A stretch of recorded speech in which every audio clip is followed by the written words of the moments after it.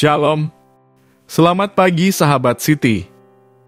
Pagi ini kita akan membawakan renungan harian dengan topik di balik penderitaan ada maksud Tuhan yang diambil dari firman Tuhan, Kitab Yesaya pasal 5 ayat 8 hingga ayat yang ke-13.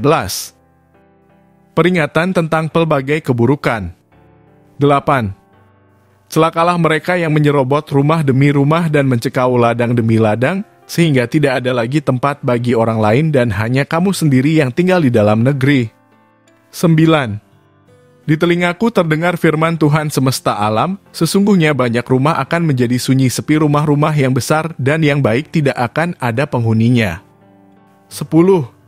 Sebab kebun anggur yang luasnya 10 hari membajak akan menghasilkan hanya 1 bat anggur dan 1 homer benih akan menghasilkan hanya 1 eva gandum. 11. Celakalah mereka yang bangun pagi-pagi dan terus mencari minuman keras, dan duduk-duduk sampai malam hari, sedang badannya dihangatkan anggur. 12.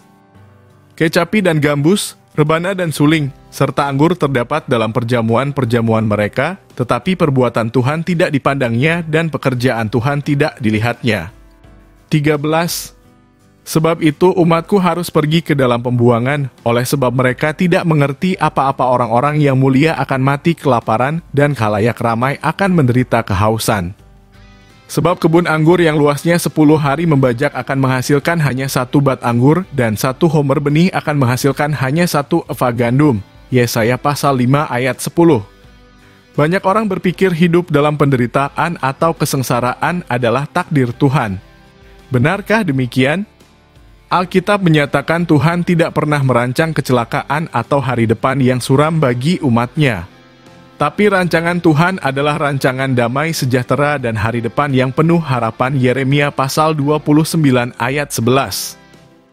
Mengapa penderitaan seringkali terjadi dalam hidup orang percaya? Firman Tuhan ini adalah nubuatan tentang penderitaan yang akan dialami bangsa Israel karena mereka tidak mau bertobat dari pelanggaran-pelanggarannya. Penderitaan bisa terjadi akibat dosa dan pelanggaran, karena itu Tuhan perlu menegur dan memperingatkan. Penderitaan juga bisa terjadi sebagai proses yang Tuhan izinkan untuk mendewasakan iman. Bersyukurlah jika kita ditegur dan diperingatkan Tuhan melalui penderitaan atau kesengsaraan. Bukti Tuhan masih mengasihi kita dan menganggap kita anaknya.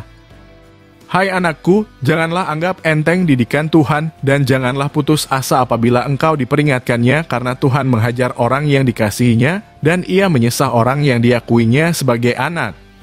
Ibrani pasal 12 ayat 5 dan 6. Lebih baik Tuhan memukul dan menghajar kita sekarang sewaktu kita masih menjalani hidup di bumi, daripada Dia menghukum kita dan melemparkan kita ke dalam kebinasaan kekal. Di balik penderitaan atau kesengsaraan, Tuhan hendak mengingatkan kita agar dalam segala hal kita senantiasa mengandalkan Dia, bukan mengandalkan kekuatan sendiri atau sesama.